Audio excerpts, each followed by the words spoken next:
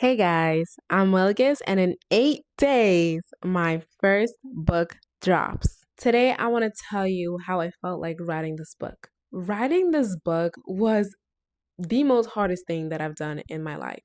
Not because of the writing itself, but because of what I had to go back to. Writing about my burn accident felt like chipping away at a scab.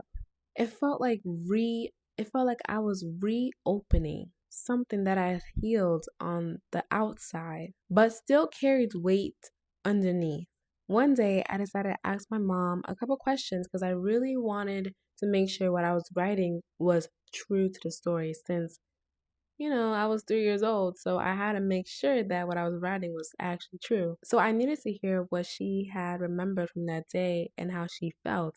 And to hear her tell the story, it kind of felt like I was living in that moment all over again. Except this time, I felt her pain too. At some point, she would just give up on telling me, or she would just tell me to forget about it.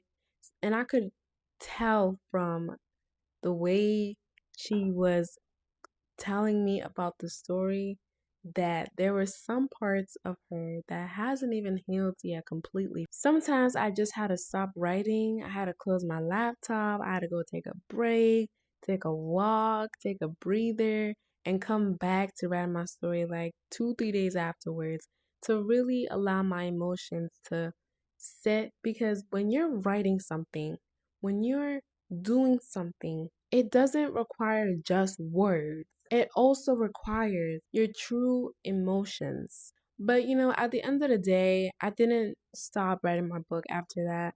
I kept coming back to my laptop to continue writing because I knew if I was having a hard time writing this certain section of my book, maybe someone out there needed to really hear it.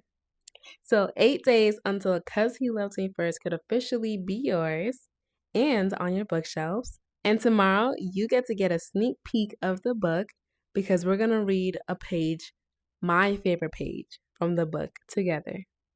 I'll see you then.